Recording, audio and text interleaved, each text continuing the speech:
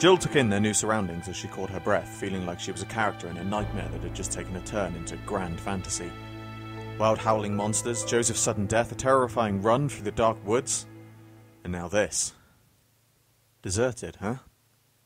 It was a palace, pure and simple, what her father would have called a perfect score.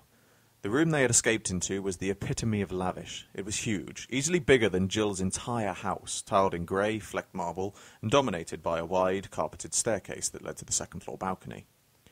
Arched marble pillars lined the ornate hall, supporting the dark, heavy wooden balustrade of the upper floor. Fluted wall sconces cast funnels of light across the walls of cream, trimmed in oak and offset by the deep burnt ochre of the carpeting. In short, it was magnificent. "What is this?" Barry muttered. No one answered him. She turned back towards the others, wondering what their take on all this was.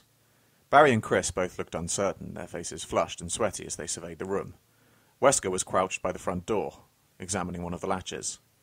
He stood up, his dark shade still in place, seeming detached as ever.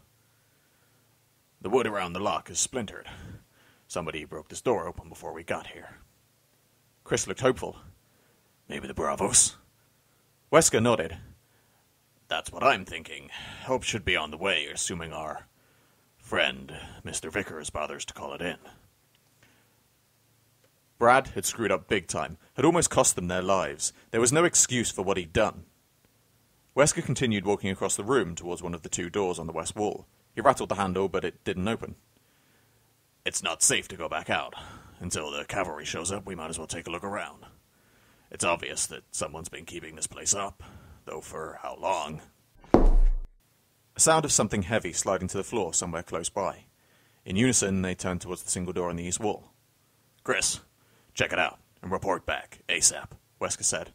"We'll wait here in case the RPD comes knocking. You run into any trouble, fire your weapon. We'll find you."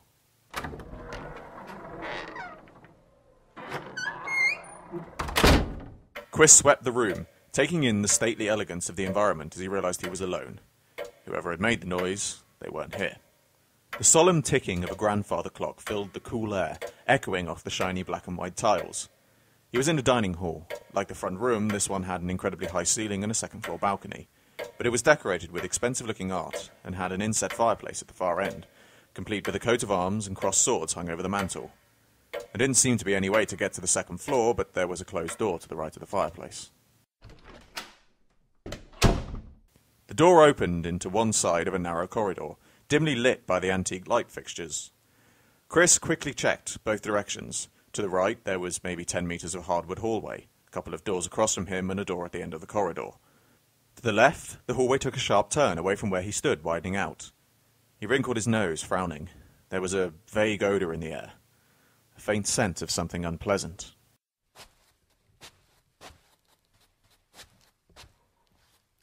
A soft, shuffling noise from behind the first door to his right, like a padded fist sliding across a wall. There was someone on the other side. Chris edged into the hallway and moved towards the door, careful not to turn his back to the unsecured area. As he got closer, the gentle sounds of movement stopped, and he could see that the door wasn't closed all the way. With an easy tap, the door swung inward, into a dim hall with green-flecked wallpaper. A broad-shouldered man was standing not 20 feet away, half hidden in shadow, his back to Chris. He turned around, slowly, the careful shuffling of someone drunk or injured, and the smell that Chris had noticed before came off the man in thick, noxious waves. His clothes were tattered and stained, and the back of his head patchy with sparse, scraggly hair. Chris stepped into the corridor and trained his Beretta on the man's torso. "Hold it! Don't move!" The man completed his turn and started towards Chris, shambling forward into the light. Its face was deathly pale, except for the blood smeared around its rotting lips. Flaps of dried skin hung from its sunken cheeks, and the dark wells of the creature's eye sockets glittered with hunger as it reached out with skeletal hands. Chris fired 3 shots that smacked into the creature's upper chest in a fine spray of crimson. With a gasping moan, it crumpled to the floor, dead. Chris staggered back, his thoughts racing in time with his hammering heart. He hit the door with one shoulder, vaguely aware that it was latched closed behind him, as he stared at the falling, stinking heap. The twitching creature clawed at the wooden floor, pulling itself towards him in an eager, single-minded silence. He fired again, 2 shots into the thing's decaying, upturned face. Dark holes opened up in its knobby skull, sending tiny rivers of fluid and fleshy tissue through its lower jaw. With a heavy sigh, the rotting thing settled to the floor in a spreading red lake. Chris gave one more futile yank on the door and then stepped carefully past the body, moving down the corridor. There was a door at the end of the hall to the left, where the corridor turned. Chris hurried towards it, the putrid scent of the creature making him want to gag. As he neared the door, he realized the smell was actually getting worse, intensifying with each step. Chris jerked the door open and stepped into the arms of the shambling creature that waited on the other side, its peeling fingers grasping at him as it lunged for his throat.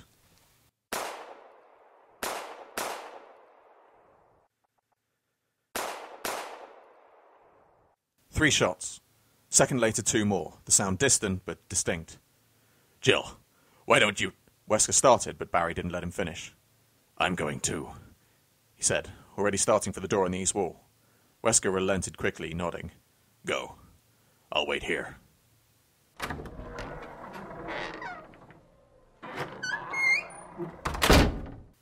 "Chris?" Jill called out quietly, but there was no answer.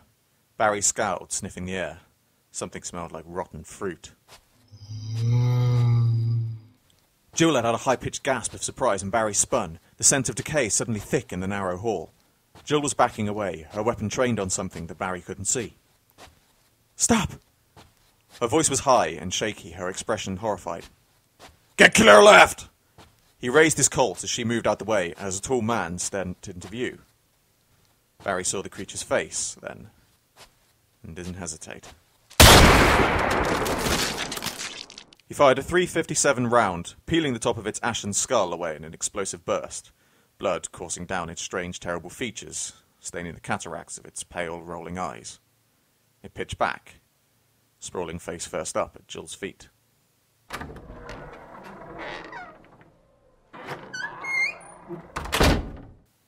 Together they moved back down the corridor and checked all 3 doors, rattling handles and pushing at the heavy wood frames. All were securely locked. "We should report this to Wesker," Jill said, and Barry nodded agreement. If they'd stumbled into the hiding place of the killers, they were going to need a plan of attack. They reached the door back to the main hall and hurried through. Barry was wondering what the captain would make of all of this. It was downright... Barry stopped, short, searching the elegant, empty hall, and feeling like the butt of some practical joke that simply wasn't funny. Wesker was gone.